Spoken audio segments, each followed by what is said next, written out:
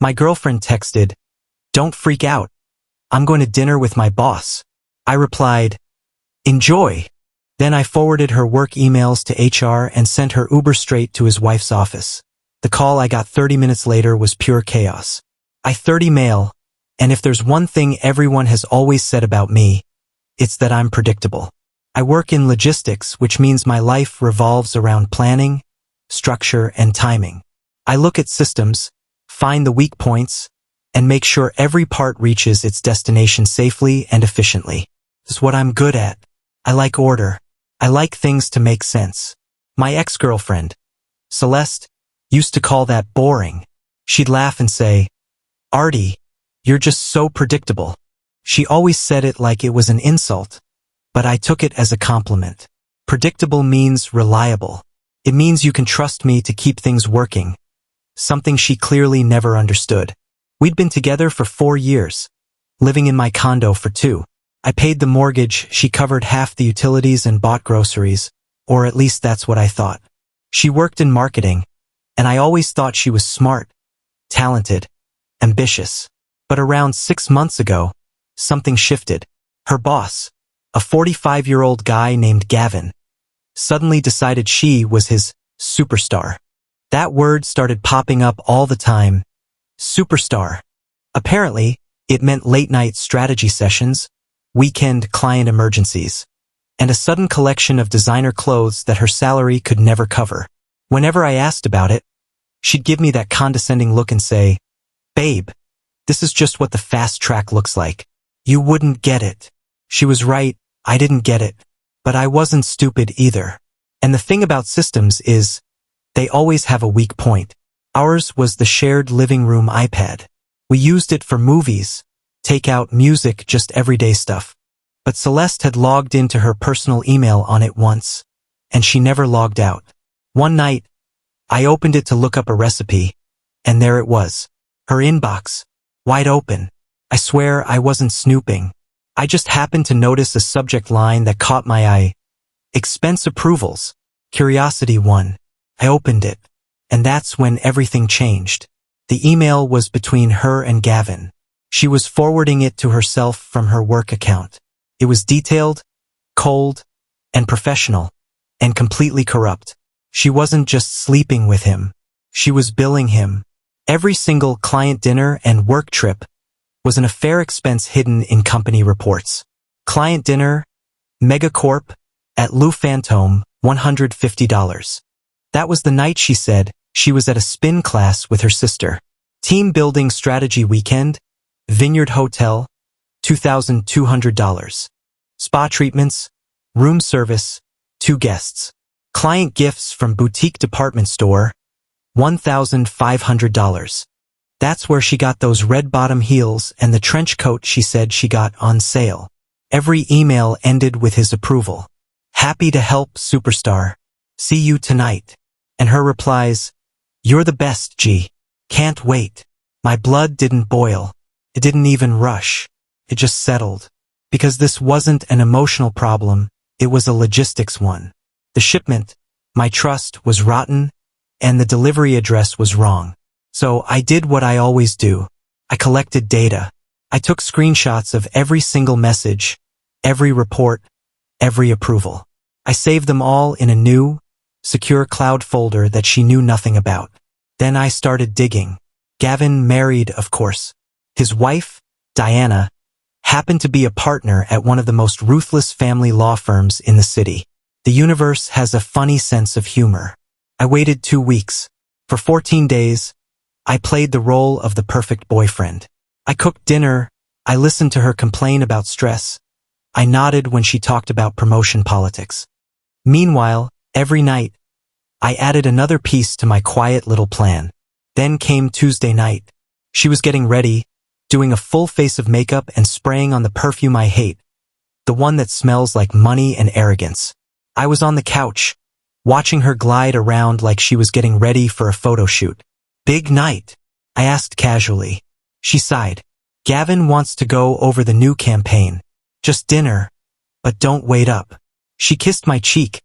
It felt like an obligation. Then, at 7:05, she walked out the door. At 7:06, I got the text, "Don't freak out. Going to dinner with my boss.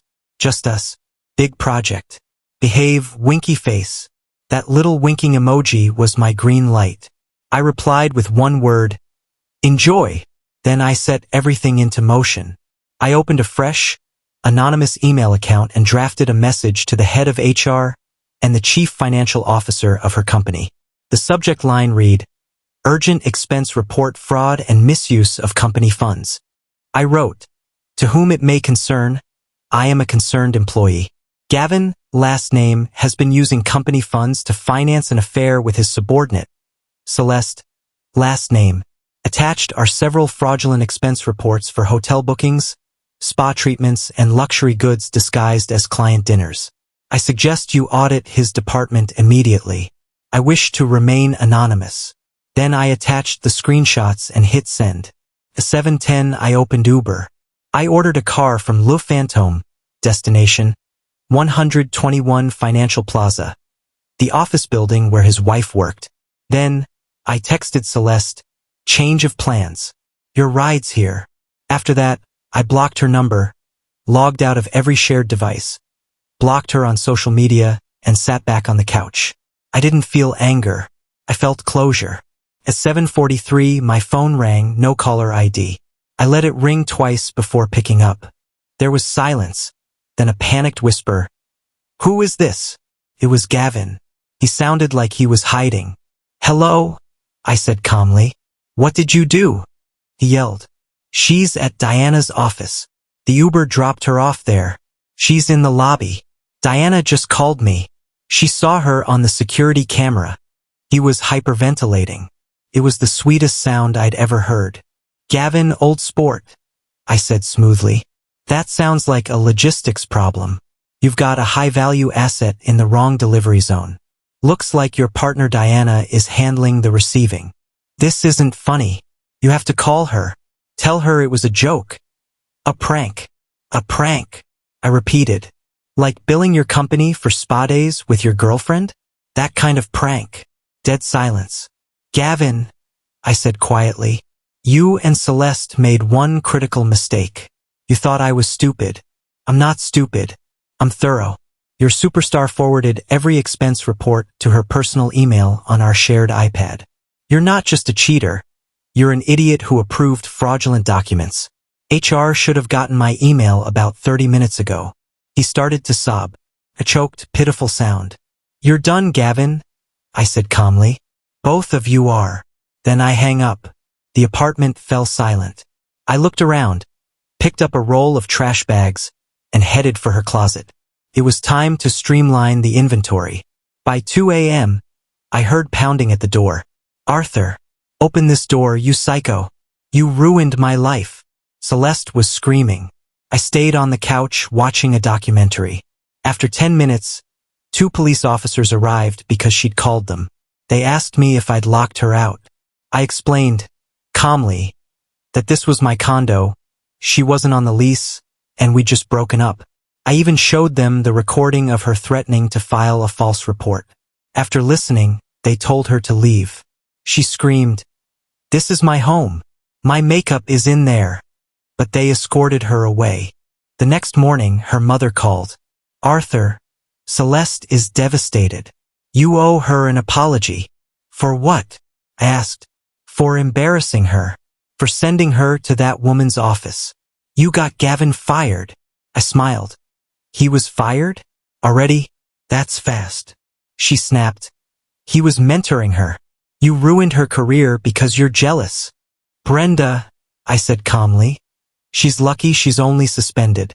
What she did is called fraud." Then I hang up. The fallout spread fast. Gavin was fired, Diana filed for divorce, and she froze his assets. Celeste got suspended while HR investigated. Apparently, those $1,500 client gifts were just the beginning. I also got a call from the car loan company. She'd missed payments on the car I co-signed for. So, I paid the retrieval fee, had it repossessed, and sold it. Problem solved. Days later, she came back with her parents and a police officer to collect her things. Her mom was screaming, her dad was glowering, and Celeste just stood there red-faced and shaking. When she demanded her work laptop, I told her I didn't have it.